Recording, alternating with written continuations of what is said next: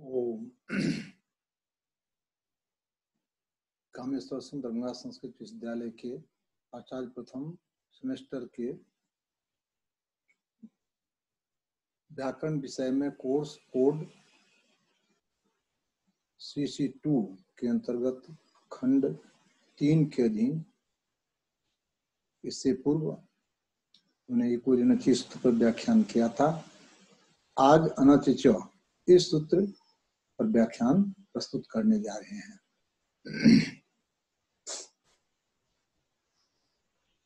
अनतिच इस सूत्र का अर्थ होता है, अर्थ किया गया है व्याकरण सिद्धांत कौमुदी में, अतः परस्य जरो द्वे वास्तु न त्वचि। इस सूत्र के व्याख्यान के क्रम में लघु शब्देन्दु शेखर में 3 विषय उठाए गए हैं। एक तो यह अनति चौ में चौ का क्या प्रयोजन है, चौ से वे क्या कहना, सूत्रकार क्या कहना चाहते हैं, और उसमें कहा गया है कि चौ विध्यर्थ है। दूसरा विषय है जो यहाँ जो द्वित्व होता है, तो द्वित्व क्या है, जो कि जर के स्थान में एक जर के स्थान में 2 जर आदेश होता है कि एक यर का द्विवार उच्चारण होता है। व्याकरण सिद्धांत के अनुसार, महाभाष्य के सिद्धांत के अनुसार द्वित्व प्रकरण जो है सो एक 6ठे अध्याय में एक आचो द्वे प्रथमस्य, एक है सर्वस्य द्वे 8म अध्याय में है, और एक जो है सो अथर्वाभ्याम द्वे प्रकरण में है। तो यहाँ पर जो है सो पर इन्होंने सिद्धांत स्थापित किया है, जो कि 6ठम अध्याय में जिस तरह से माने एक शब्द का 2 बार उच्चारण किया जाता है, तो यहाँ भी 2 बार उच्चारण होगा, नो कि यहाँ उसके स्थान में आदेश। यह हम लोग आगे में कुछ व्याख्यान के क्रम में जानेंगे। जो सर्वस्व द्वे के पास जो द्वे होता है, वहाँ द्वित्व आदेश होता है, यानी एक शब्द के स्थान में 2 आदेश होता है। लेकिन यहाँ पर जो है सो एक शब्द का एक वर्ण का 2 बार उच्चारण होगा। इस विषय में चर्चा की गई है। और उसी क्रम में जो इस सूत्र अनतिच से क्या होता है, सुद्युपास्य में धो को द्वित्व होता है, इति धकारस्य द्वित्वम। धकार को द्वित्व करने के बाद धलांग झसी से जस्त होता है, फिर दो आ गया, पूर्व धकार जो है सो दो के रूप में परिवर्तित हो जाता है। उस दकार को भी अनतिच सूत्र की से द्वित्व क्यों नहीं होता है, इस पर कहा गया है कि लक्ष्य लक्षणं शक्रिय प्रवर्तते, इस कारण से वहां पर जो है सो दो को पुनः द्वित्व नहीं होता है। फिर वहां पर प्रश्न उठता है कि दो तो अब नहीं है, पहले तो धो को द्वित्व हुआ था, अब जो है सो धो को द्वित्व होना है, तो कहते कि नहीं, जो विकार भेद के कारण यहाँ भेदभाव मूलतः था तो धो ही, लेकिन वो अभी दो हो गया है। तो उस तरह के विकार के आधार पर लक्ष्य को हम भिन्न नहीं मान सकते हैं, इसलिए लक्ष्य लक्षण सब यहाँ पर लगेगा ही। इन्हीं 3 विषयों का प्रतिपादन इस सूत्र में किया गया है। तो सबसे पहले हम लघु शब्देन्दु शेखर के अनतिच सूत्र के मूल में जो कहा गया है, जो अनतिच के सूत्र के व्याख्यान क्रम में चो विध्यर्थ, अर्थात चह विध्यर्थ। अनतिच में जो चौ यह शब्द है, वह चौ शब्द विध्यर्थ है। इसका तात्पर्य क्या है, तो इसका तात्पर्य यह है, जो यह सूत्र सिद्धांत कौमुदी में, तो यहाँ हम लोग देख रहे हैं इकोजनची के प्रकरण में शुद्धोपास्य शब्द की सिद्धि के प्रसंग में देख रहे हैं। लेकिन यह मूलतः अष्टाध्यायी में इससे पूर्व सूत्र है, ये अथर्वाभ्याम द्वे, उससे भी एक सूत्र है जरोन्नासिके अन्नासिको वा, जरोन्नासिके अन्नासिको वा, उसके बाद अथर्वाभ्याम द्वे, उसके बाद अनतिच, पुनः आगे में एक निषेध सूत्र आ जाता है, नादिन्या कोशे पुत्रस्य। पुनः एक सूत्र आ जाता है, त्रिप्रभृतिषु शाक्टायनस्य। पुनः एक सूत्र आ जाता है, सर्वत्र शाकल्यस्य। उसके बाद पुनः सूत्र आता है, दीर्घादाचार्याणाम। यह द्वित्व का इतना प्रकरण सूत्र है, प्रकरण का इतना सूत्र है। तो यहाँ पर कहते हैं क्या, जो कि जरो नासिके अन्नासिको वा के बाद सूत्र है चोराभ्याम द्वे। उसके बाद हम कहेंगे अनचि च। अनचि च में यदि च नहीं देंगे तब जरूर नासिके अन्नासिको वा, इस सूत्र का यह नियामक सूत्र भी बन सकता था, नियम सूत्र बन जाता है। अर्थात अचोराभ्याम जो सूत्र का अर्थ होता है, अचा पराभ्याम रेप अकाराभ्याम परस्य जरो द्वे वास्तः, यह कहा गया है। फिर अनचिच जो है वह तो समान रूप से कहा गया कि आगे में औच हो कि औच नहीं हो, लेकिन अनचित कहने के बाद यहाँ च नहीं कहा जाता, तो वह एक नियम सूत्र के रूप में इसका प्रयोग होता है। अनचि अर्थात अचोराभ्याम द्वे से जो द्वित्व होता है, वह द्वित्व जो होता है सो अनचि अजभिन्ने परेव, अर्थात हलीव नोतु, अर्थतः आता है कि नोतु अचि अच के परे द्वित्व नहीं होता। इस तरह से नियामक सूत्र बन जाता है।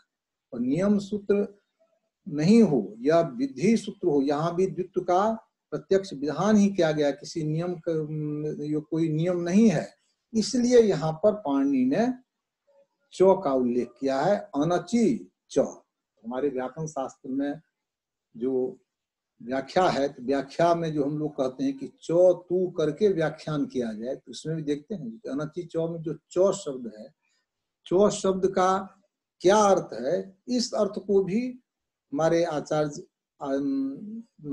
नागेश भट्ट ने अपने ग्रंथ में स्पष्ट किया है। चो विध्यर्थ है, अनचि चौ में चौ जो है वह विध्यर्थ है, अर्थात अचोराभ्याम द्वे सूत्र का यह नियम सूत्र नहीं है, जो कि अजभिन्ने परे एव जरा द्वित्वं स्यात् अचा पराभ्याम रेफकाराभ्याम परस्य जरो द्वित्वं स्यात् नोतु हलि नोतु अचि। इस नियम, इस तरह का नियम करने के लिए यहाँ यह अनचि सूत्र नहीं है। चौ जो है सो विद्यार्थ को सूचित करता है। अब है तो व्याख्यान कर दिया, इन्होंने तो कह दिया चो विद्यार्थ, लेकिन इसमें प्रमाण किया, तो कहते हैं कि इसमें जो है सो आगे में ही सूत्र में ही इन्होंने अपने स्पष्ट करते हैं, ध्वनितं चेदम ए ओं सूत्रे भाष्ये तदाह द्वे वास्तः। यह बात जो है यह विधि सूत्र है, यह बात जो है सो ए ओं सूत्र के व्याख्यान के क्रम में भाष्य में से ध्वनित होता है। ध्वनित का मतलब होता है कि भाष्य में स्पष्ट रूप से नहीं कहा गया है कि यह विधि सूत्र है, विध्यर्थ चकार है, या नहीं क्या लिखा गया है, लेकिन उस सूत्र के भाष्य के व्याख्यान जब हम पढ़ते हैं तो व्याख्यान से यह स्पष्ट होता है जो कि यह जो है सुविधि विध्यर्थ है। कहते हैं कि वहां भाष्य में किस तरह की बात कही गई है एवं सूत्र के भाष्य में, तो एवं सूत्र के भाष्य में यह प्रश्न उठाया गया है जो कि एवं यहाँ पर तपर का उच्चारण किया जाए कि नहीं, तो उसी पर तपर का उच्चारण जब किया जाए तो उसमें दोष के प्रसंग में महाभाष्य में कहा गया है, जो प्लुत्यादिक्वज विधि, यदि हम यहाँ पर तपर कर देंगे, तपर करने के बाद क्या होगा, तत्काल का बोधक होगा, तो ए में द्विमात्रिक ए का ही बोध होगा, ओ से द्विमात्रिक ओ का ही बोध होगा, अयोच में भी उस पर तपर करेंगे तो द्विमात्रिक ए द्विमात्रिक ओ का ही बोध होगा। तो वैसी स्थिति में क्या दिक्कत होगी, तो उसके संबंध में महाभाष्य में कहा गया है वार्तिक प्लुत्यादिक्वज विधि, अर्थात प्लुत आदि में जो अज विधि होती है, अज को आश्रय करके जो कार्य सब होते हैं वो कार्य नहीं होंगे। वो कार्य कौन होता है, तो उसी में कहा गया है, जैसे गोत्रातो नौत्रातो, तो गोत्रातो में गोत्रात शब्द है और उसका गुरुरंतो नंतस्याप्य प्रातम से प्लुत करती तो गो में ओ प्लुत बन जाता है। नौत्रातो में भी उसी प्रकार से प्लुत करते, नो में ओ जो है सो प्लुत बन जाता है। यदि तपरकरण हम दे देंगे तो इस स्थिति में वह माने अच प्रत्याहार में प्लूत वर्ण का ग्रहण होगा या नहीं। जब नहीं होगा तो वहां पर फिर द्वित्व नहीं होगा। उसी संबंध में कहा गया गोत्रात नोत्रात्र इत्यत्र अनचिच इत्यचः उत्तरस्य जरो द्वे भवतः इति द्विवचनं न प्राप्नोति। अर्थात गोत्रात नोत्रात इत्यत्र अनचिच इत्यचः उत्तरस्य जरो द्वे भवतः। अर्थ से उत्तर में पर में जौर को द्वित्व होता है। द्विवचन नो प्राप्त होती। द्विवचन जो है सो द्विवचन की प्राप्ति नहीं होगी। यह बात जो है सो महाभाष्य में कही गई है। इसका मतलब है जो कि महाभाष्य में एकदम साक्षात रूप से कहा गया है कि अनचिच सूत्र से द्वित्व का विधान होता है। तो द्वित्व का विधान कैसे होता है, उसका कौन सूचक शब्द है? वह सूचक शब्द है चौ। अनचि चौ में जो चौ दिया गया है, चौ ही से ही सूचित होता है कि यह विध्यर्थ सूत्र है, तो राभ्यांग द्वे का नियम सूत्र नहीं है। उसी बात को सूत्रकार के अनुसार भी स्पष्ट करते हैं। सूत्रकार ने जैसे कि अभी हमने कहा ना, जो कि द्वितीय प्रकरण का यहाँ पर सूत्र है अचोराभ्यांग द्वे अनचि चौ, उसके पास केवल निषेध सूत्र ही है। निषेध सूत्र है जो नादिन्या क्रोशे पुत्रस्य, उसके बाद त्रिप्रवृत्तिको साक्तायनस्य, उसके बाद सूत्र है सर्वत्र साकल्यस्य, उसके बाद सूत्र है दीर्घादाचार्यानाम। तो वहां पर जो है सो मूलतः द्वित्व का विधायक दो ही सूत्र है, एक अचोराभ्यांग द्वे और दूसरा अनचिच। उसके बाद आगे के जो भी सूत्र है वह द्वित्व के का अभाव विधायक ही है, अर्थात तो द्वित्व का निषेधक सूत्र ही है। जब द्वित्व का निषेधक सूत्र ही है तो वहां पर पाणिनि का सूत्र है सर्वत्र साकल्यस्य। सर्वत्र, सर्वत्र शब्द का मतलब सब जगह। सब जगह जब एक ही शब्द एक ही सूत्र से यदि द्वित्व का विधान होता, अर्थात अचोराभ्यांग द्वे यही केवल यदि द्वित्व विधायक सूत्र था तो सर्वत्र शब्द की संगति नहीं बैठती। सर्वत्र का मतलब कि एक से अधिक जगह में जो है सो से एक से अधिक सूत्रों से द्वित्व होता है। एक से अधिक सूत्र कौन होगा? यही अनचि चौ। अनचि चौ में जो चौ है वह विध्यर्थ है, द्वित्व का विधान करने वाला है। इसी कारण से वहां पर जो है सो माने सर्वत्र साकल्यस्य में सर्वत्र पद जो है सो चरितार्थ होता है, सार्थक होता है। अतः लघु शब्द शेखर में कहा गया है चो विध्यर्थ। यही हम लोगों के ग्रंथ की विशेषता है कि एक एक पद एक एक वर्ण की सार्थकता को का व्याख्यान किया जाता है। चो विध्यर्थ ध्वनितं चेदम ए ओं सूत्रे भाष्ये तदाह, इसलिए सिद्धांत कुंजी में कहा गया है द्वे वा अस्तः। सूत्र कृता साकल्य मते सर्वत्र द्वित्वा भावोक्ते रीति भाव। अब यहाँ पर यह भी विचारणीय है कि वहां पर जो है कोई कोई कहते हैं कि यहाँ वा जो है सो जरूर नासिके नासिको वा, इस सूत्र से वा की अनुवृत्ति आती है, इसलिए वास्तः कहा गया विकल्प से द्वित्व हो। कोई कोई कहते हैं कि नहीं, यह जो है सो अर्थतः लब्ध होता है, क्योंकि सर्वत्र साकल्यस्य या कि नादिन्या क्रोशे पुत्रस्य इत्यादि निषेध सूत्र है। बाद में लास्ट में कहते हैं सर्वत्र साकल्यस्य, साकल्य के मत में कहीं द्वित्व नहीं हो। इसका मतलब साकल्य के मत में द्वित्व कहीं नहीं होगा। इन सब सूत्रों से द्वित्व का अचोराभ्यांग द्वे की अनचि चौ से द्वित्व का विधान किया गया है। तो पाणिनि के मत में द्वित्व होगा, साकल्य के मत में द्वित्व नहीं होगा, तो विकल्प स्वतः सिद्ध होगा। इसलिए यह अर्थतः सिद्ध हुआ है। कोई कोई ऐसा व्याख्यान करते हैं, कोई कहते हैं कि नहीं, जरूर नासिको नासिको वा, इस सूत्र से वा की अनुवृत्ति आती है, इसीलिए इस सूत्र का अर्थ होता है अतः परस्य जरो द्वे वास्तः इति।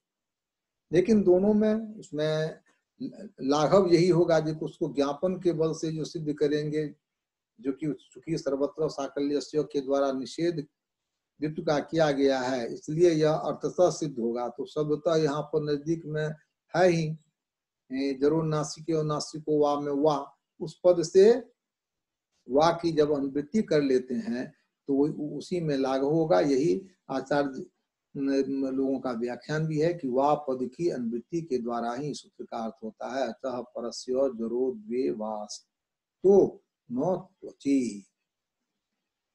इसी क्रम में एक और यहाँ पर दिया गया है जो कि नो त्वची। नो त्वची कैसे होगा? क्योंकि नो अच इति अनच, तो यहाँ पर तो नए तत्पुरुष समास है। नए तत्पुरुष समास में होता है कि नए जो है तो परिदास सदृश ग्राही, परिदास सदृश का ग्राही होता है। तो यहाँ पर नए का संबंध हम तो अच के साथ करेंगे, अर्थात अच सदृश, अभिन्न अच सदृश वर्ण के परे हो, ऐसा अर्थ होना चाहिए। नो त्वची, नो त्वची का मतलब होगा कि नो जो है सो प्रसज्य प्रसेद हो गया। प्रसज्य प्रसेद अचि परे द्वित्वं नो स्यात्, इस तरह का अर्थ होगा। तो नो का संबंध जो है सो स्यात् के साथ चला गया। नो स्यात् के, नो स्यात् अचि परे द्वित्वं नो स्यात् के साथ चला गया। जब ये नो का संबंध स्यात् के क्रिया के साथ हो गया तो उत्तर पद के साथ संबंध रहा नहीं। तो सामर्थ्य के अभाव में अनचिचो में यहाँ पर जो है सो समास ही नहीं होगा। तो फिर सिद्धांत कौमुदी में न त्वची या प्रसज्य प्रसेद के द्वारा जो अर्थ होना चाहिए सो परिदास में इस तरह का अर्थ कैसे कहा गया है? उसका जवाब देते हैं जो कि कहीं कहीं पर इसे औसुर्य लाटेयो दृषि तपोह में औसुर्य में औस्मर समास की भी कल्पना कर ली जाती है। उसी प्रकार महाभाष्य में एक प्रयोग आया है वाक वाक।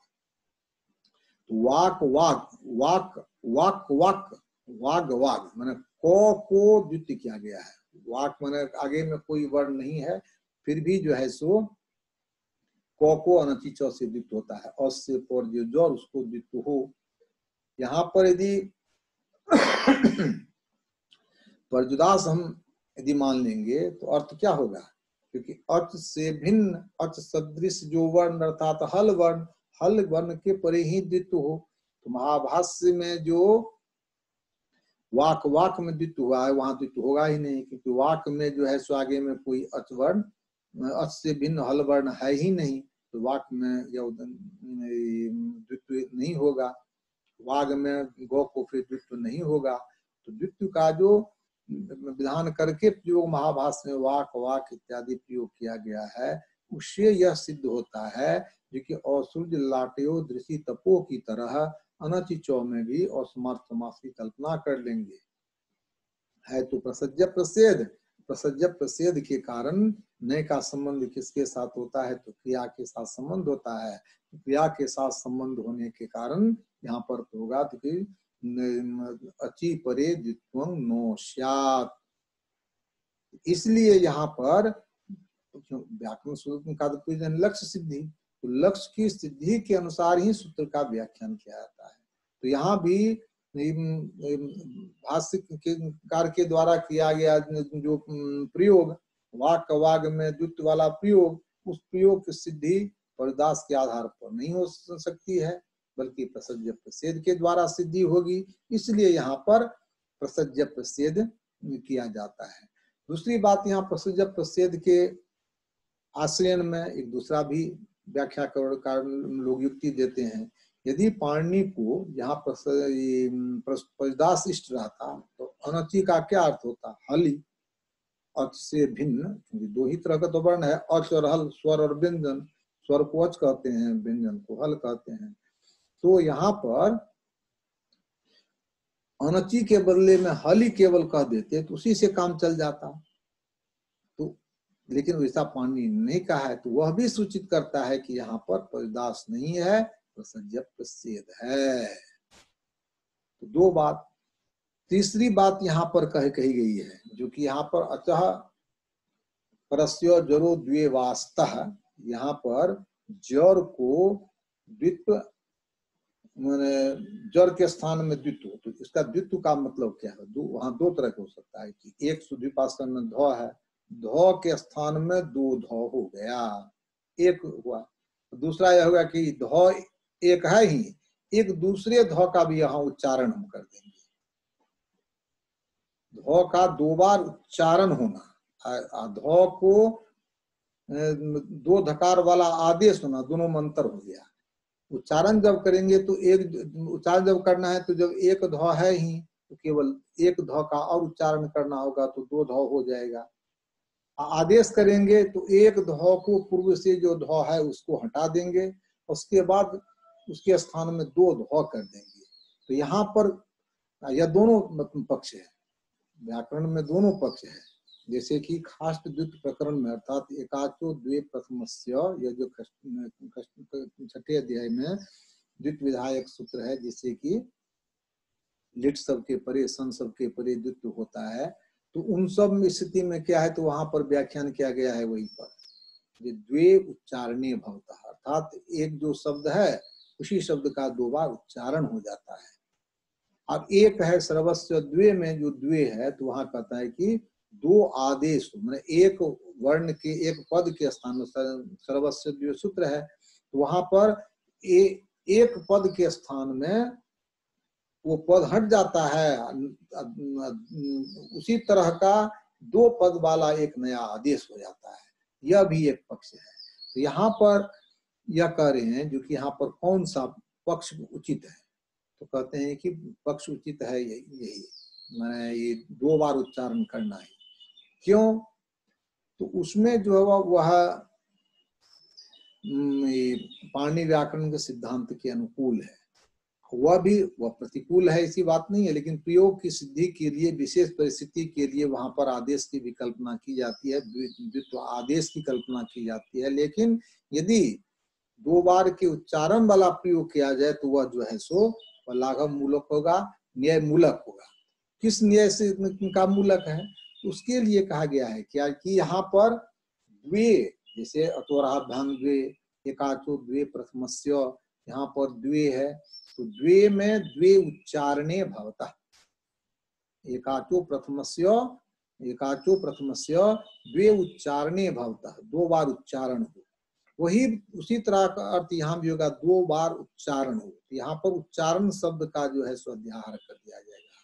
और उस उच्चारण का एक है जो कि प्रथमस्य स्थाने द्वे भवता, प्रथम के स्थान में द्वित्व हो, वहां पर खष्ठी स्थानीय जुगाड़ से प्रथमस्य में खष्ठी है, इसलिए खष्ठी स्थानीय की अनुवृत्ति की उपस्थिति हो जाएगी। तो वहां पर जो है सो माने एकाचो द्वे प्रथमस्य, तो प्रथमस्य एकाचः स्थाने प्रथमस्य एकाच स्थाने द्वे भवता, तो द्वे भवता एक स्थानीय पद का अध्याहार करके, स्थानीय पद खष्टी स्थानीय पद, खष्टी स्थानीय योगा से स्थानीय पद की उपस्थिति होगी, जिसके कारण से वहां पर हो जाएगा कि स्थानीय। तो स्थानीय के आधार पर भी इसमें खष्टी हो सकती है एकाच में, और उच्चारण जो क्रिया है उस आधार पर भी यहाँ पर खष्टी व्यक्ति हो सकती है। एकाचः द्वे उच्चारणे कर्तव्ये, एक कर्तव्य होगा जब स्थाने की उपस्थिति हम करेंगे तो एकाच स्थाने द्वे अस्तः द्वित्वम अस्तः द्वित्वम स्यात्, इस तरह का अर्थ होगा। तो उस पर व्याख्याकार लोग यहाँ पर कहते हैं कि स्थाने यदि हम करेंगे तो वहां पर से खष्ठी होगी, अर्थात स्थानीय पद के योग में एकाचा से खष्ठी होगी। और ये उच्चारणे कहते हैं वहां कर्तृ कर्मो कृति से खष्ठी व्यक्ति होगी, अर्थात उच्चारण क्रिया को लेकर। तो क्रिया आश्रित उत्पन्ना जा व्यक्ति साकारक व्यक्ति, क्रिया के आधार पर जो व्यक्ति होती है वह कारक व्यक्ति होती है। और पदम आश्रितोत्पन्ना जा व्यक्ति सा पद व्यक्ति, वो पद व्यक्ति होती है। तो यदि स्थानीय पद की उपस्थिति के कारण यदि हम खष्ठी करते हैं तो वह खष्ठी जो है सो पद व्यक्ति हो जाएगी, और उच्चारणे के कारण करते हैं तो कारक व्यक्ति हो जाएगी। परिभाषा है उपद व्यक्ति कारिक व्यक्ति बलियसी, इसलिए वहां पर हम कारक व्यक्ति बलवान होने के कारण दो बार उच्चारण करना चाहिए, इसी तरह का अर्थ करना चाहिए। इसीलिए यहाँ भी अचोराभ्याम द्वे में भी द्वे उच्चारणे कर्तव्ये, इस तरह का अर्थ यहाँ पर करना चाहिए। अब एक यहाँ पर प्रश्न उठता है, जिज्ञासा होती है, भाई उच्चारणे कर्तव्य इस तरह का व्याख्यान करने का क्या आधार है? तो हम पाणिनि का अपना सूत्र है ही खष्टी स्थानीय योगा, तो उसी स्थानीय की उपस्थिति होगी ही। उच्चारणे का अध्यार करके जो हम उसको कारक व्यक्ति बनाते हैं, उसको हम बांध लेते हैं और उसमें कारक व्यक्ति के द्वारा जो है सो उसी तरह का अर्थ करते हैं। इसमें क्या प्रमाण है? कहते हैं देखिए, यदि हम द्वित माने स्थानीय पद की उपस्थिति करेंगे तो होगा कि एकाचो द्वित प्रथमस्य में प्रथम एकाच को द्वित्व होगा, आदिभूत से द्वितीय एकाच को द्वित्व होगा। इस तरह से वहां पर अर्थ होता है अजादि एकाचो द्वे प्रथमस्य अजादि द्वितीयस्य। तो इसी स्थिति में क्या होगा कि आटिटत इत्यादि प्रयोग नहीं बन पाएगा। आटिटत में क्या होता है, जो कि अट धातु है, अणिच प्रत्यय होता है, तो आटी बनता है, आठ सब का आगम हो जाता है। तो आटी उसका मध्य में चली को चंग चंग चंग के बाद चंगी से द्वित्व हो जाता है, तो आटी अत बनता है। आटी अत वहां पर जो है सो द्वितीय एकाच हो गया। टी को द्वित्व करना है, तो टी को यदि हम द्वित्व कर देंगे तो द्वित्व दो बार उच्चारण करते हैं, तो दोनों जगह वही टी रहेगा, टी अत। निर्णिटी से एक वाले टी वाले ई को हम लोप कर देंगे तो आटिटत बनेगा। यदि आदेश करेंगे, आदेश करने के बाद एक टी के स्थान में दो टी हो गया, तो दो टी हो गया, तब तो दो टी में माने नीच जो है वह पहले वाले टी में ई के विकार में है कि बाद वाले टी के ई में है, यह स्पष्ट करना कठिन हो जाएगा। जैसे होता है जो कि युष्मद अस्मद के स्थान में जब खष्ठी द्वितीया चतुर्थी में जब हम लोग करते हैं, जो बस नस आदेश, वांग नो आदेश, वा मा आदेश, ते में आदेश, वहां पर जिस तरह से प्रकृति प्रत्यय में व्यामोह हो जाता है, अर्थात प्रकृति कौन प्रकृति है कौन प्रत्यय यह पता नहीं चलता है, उसी प्रकार यदि टी के स्थान में दो टी आदेश कर देंगे तो इस स्थिति में टी में निच का पता ही, प्रकृति प्रत्यय कह ही नहीं सकते हैं। कौन प्रकृति भाग है, कौन प्रत्यय भाग है, कौन निच वाला भाग है, कौन अनिच वाला भाग, यह पता ही नहीं चलेगा। तो निर्निटी श्रेणी का लोप नहीं हो पाएगा। इसलिए वहां पर जो है सो उच्चारणे कर्तव्य उच्चारण पद का अध्यार करना आवश्यक होता है। और जब उच्चारण पद का अध्यार हो गया तो वहां पर कर्ती कर्मों कृति के अनुसार खष्टी व्यक्ति होगी, तो खष्टी व्यक्ति के कारण जो है सो कौन व्यक्ति कारक व्यक्ति होगी, तो कारक व्यक्ति होगी तो दो बार उच्चारण करना यही अर्थ उसका होगा। उसके स्थान में यह आदेश होगा, ऐसा आदेश नहीं होगा। तो इसी प्रकार से यहाँ भी शेखरकार ने उसी बात को थोड़े से शब्दों में कह दिया है। जो इदं द्वित्व अर्थात अचोराभ्यंगे के अनचिच, इस सूत्र से जो द्वित्व होता है तो खाष्ट द्वित्ववत, खाष्ट में खष्ट अध्याय, खष्ट अध्याय में जो द्वित्व का प्रकरण है, एकाचो द्वे प्रथमस्य अजादे द्वितीयस्य इत्यादि जो द्वित्व का प्रकरण है, उसके अनुसार द्वि प्रयोग एवं द्वि प्रयोग में दो बार उसका प्रयोग हुआ है, आदेश नहीं हुआ है। क्यों? तो जरा इत्यादेह अध्याहितोच्चारण क्रिया निरूपित कर्म खष्टित्वस्य औचित्यात्। जब ये हम उच्चारण वहां पर जो है औचित्य दिखला रहा है कि जरा इत्यादि के द्वारा किसका अध्यार होगा, उच्चारण क्रिया का होगा। उच्चारण क्रिया निरूपित जो कर्म, वो कर्मत्वेन जो है सो कर्तृकर्मों कृति से खष्ठी यहाँ पर उचित होगी। खष्ठी जब उचित होगी तो उसका अर्थ यही होगा कि दो बार उच्चारण करना चाहिए, दो बार एक शब्द के स्थान में दो वर्ण वाला आदेश नहीं करना चाहिए। इस तरह का अर्थ जो है निकलता है। इस प्रकार से यहाँ पर यह स्पष्ट यह हो गया जो कि जहां पर भी द्वित्व का विधान किया जाता है तो वहां पर इस खष्ट अध्याय में अर्थात एकाचो द्वे प्रथमस्य अजादे द्वितीयस्य इस प्रकरण में, त्वराभ्यंग द्वे इस प्रकरण में, यह सब जो है सो दो बार उच्चारण किया जाता है। द्वि प्रयोग है, दो बार उसका प्रयोग किया गया है। और उसी में सर्वस्य द्वे, यह भी अष्टम अध्याय में ही है। तो उस अष्टम अध्याय में जो सर्वस्य द्वे में जो द्वे है, वे द्वे जो है द्वित्व आदेश है। दो बार आदेश होता है, एक पद के स्थान में दो बार वहां पर आदेश होता है। यही यही यदि कहते हैं तो यही आगच्छ आगच्छ, चोर चोर, तो यहाँ एक चोर अब मूल शब्द नहीं रहा, मूल शब्द के स्थान में दो चोर चोर, त्राहि त्राहि, इस तरह से एक आदेश हो गया। यहाँ पर यह आदेश नहीं है, द्वित्व आदेश नहीं है, द्वित्व का दो बार, यर का दो बार उच्चारण है। यह एक तीसरा विषय आ गया। एक च विद्यार्थ, एक यह विषय। दूसरा है कि यह अनचि चौ में जो है सुप्रसज्य प्रसिद्ध है। और तीसरा यह जो है सुद्वी जो है दो बार उसका उच्चारण है, दो बार आदेश नहीं है। और अंत में एक और विषय पर यहाँ पर चर्चा की जाएगी। आगे इति धकारस्य द्वित्वम्, इति धकारस्य अर्थात पूर्व सुधुपास्य में सुधि जो उपास्य है, इको जन से जन करते हैं, सुध उपास्य, अनचि चौ से द्वित्व होगा। तो द्वित्व किसको होगा? तो ध को द्वित्व होगा। तो ध को द्वित्व करने के बाद सु ध य उपास्य होता है, और उसके बाद सु ध ध य उपास्य होता है। उसके बाद झलांग जस झसी, इस सूत्र से पूर्व धकार को हम क्या करते हैं? जस्त करते हैं। सु दो ध य उपास्य होता है।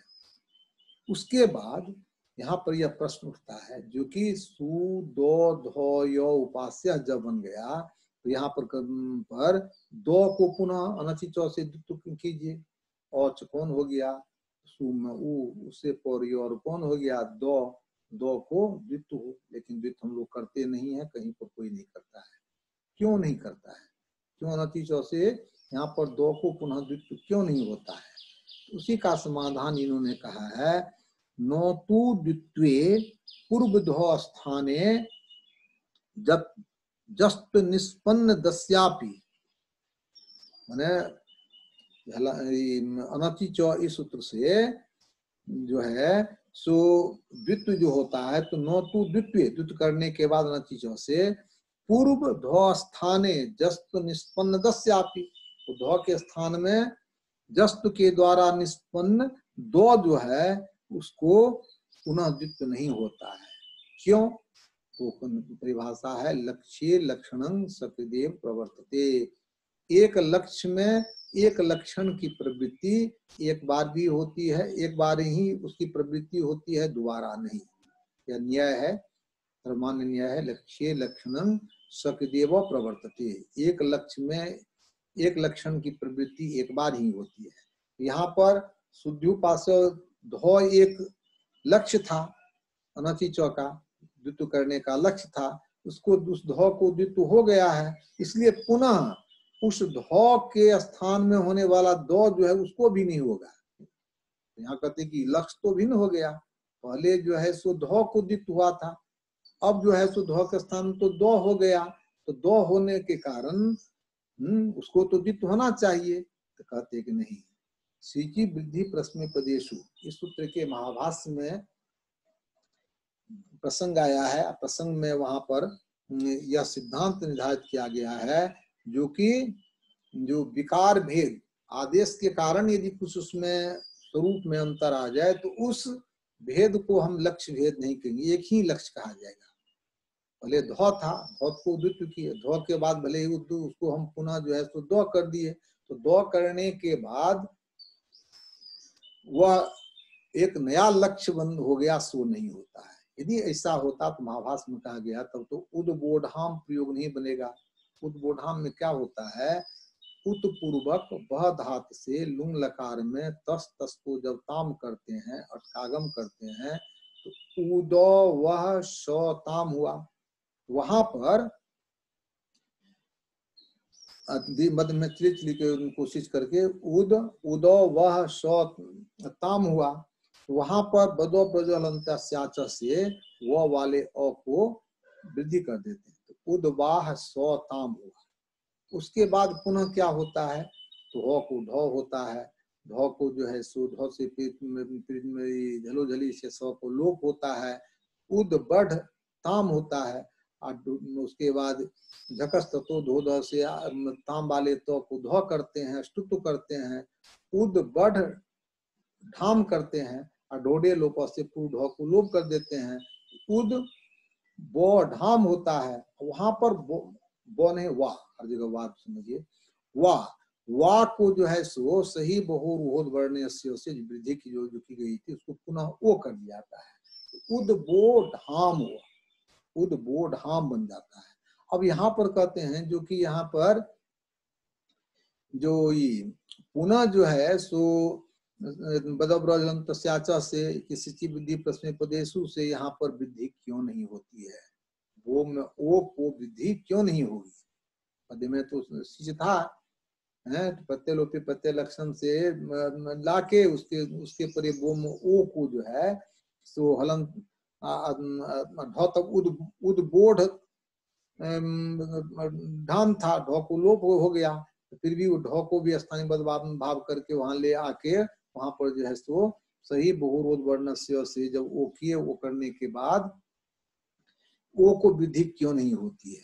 तो कहते कि नहीं, लक्ष्य लक्षणं सकृदेव प्रवर्तते बदब्रजलंत से यहाँ पर पुनः क्या कहते हैं वृद्धि नहीं होगी। कहते हैं पहले वृद्धि तो आपने तो अ को किया था, उद्भव में वो को, अब यहाँ तो ओकार को वृद्धि करेंगे। उसी क्रम में भाष्यकार ने कहा गया है, भाष्य में कहा गया है कि नहीं, क्योंकि मैंने विकार के कारण यदि कोई भेद होता है तो लक्ष्य भेद नहीं माना जाएगा, लक्ष्य एक ही माना जाएगा। तो लक्ष्य एक ही, वो को पहले वृद्धि हुआ था, वृद्धि हुई थी, वह अब वृद्धि जो है सो वो को नहीं हो पाएगी, कहीं कि वही वो जो है सो सही वो को वृद्धि हुई थी, आ को ओकार आदेश हो गया है, इसलिए अब इसमें लक्ष्य भेद नहीं होगा।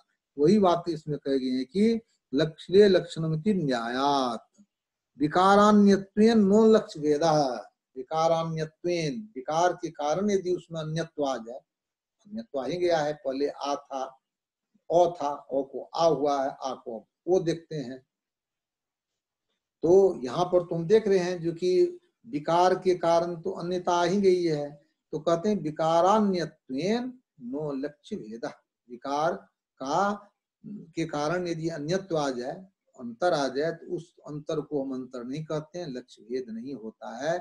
इत्यन्यत्र प्रपंचितम, यह बात जो है सो शिखरकार कहते हैं अन्यत्र प्रपंचितम, अन्य ग्रंथों में जो है सो इसका विस्तार से चर्चा इसकी की गई है।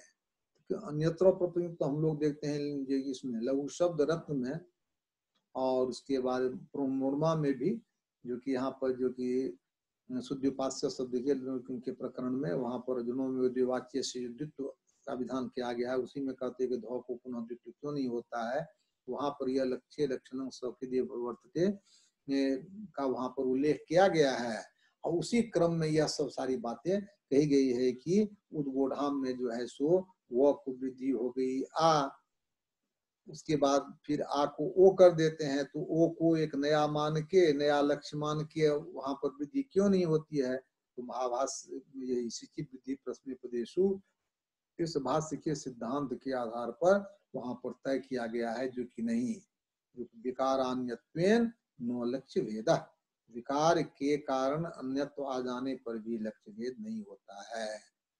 इस प्रकार से अनचिचो एक छोटा सा सूत्र में भी बहुत बड़ा व्याख्यान इन्होंने जो है सो नागेश भट्ट ने किया है, क्योंकि शुरू में कहा लघु शब्देन्दु शेखर, इसमें लघु शब्देन्दु शेखर के शब्द ही छोटे छोटे हैं, लेकिन उसका व्याख्यान जो है सो वो विस्तार से हो जाता है। तो अभी हम लोगों ने देखा जो कि अनचिचो में चौ का क्या प्रयोजन है, तो चौ विध्यर्थ है, या किस सूत्र के भाष्य से ध्वनित होती है, तो एवं सूत्र के भाष्य से ध्वनित होती है। उसके बाद अवसान में भी द्वित्व की सिद्धि के लिए यहाँ पर प्रसिद्ध वाक इत्यादि स्थलों में प्रसिद्ध माना जाता है नचिचौ में। तीसरी बात हम लोगों ने जानी, जो यह द्वित्व जो है खास द्वित्व प्रकरण के समान जो है दो बार उच्चारण है, आदेश नहीं है। और चौथी बात हम लोगों ने जानी जो कि धकार को द्वित्व करने के बाद पुनः जस्व करने के बाद दो आ जाने पर भी उसको लक्ष्य भेद नहीं माना जाएगा। इसलिए लक्ष्य लक्षणं सकदेव प्रवर्तते, इस न्याय से पुनः उस द्वित्व को भी उस दकार को भी द्वित्व नहीं होगा। आज यह प्रकरण हम यहीं पर संपन्न करते हैं। पुनः स्थानीय विधादेशो अनल विधो, इस सूत्र पर हम लोग शुभेंदु शेखर का व्याख्यान सुनेंगे। धन्यवाद।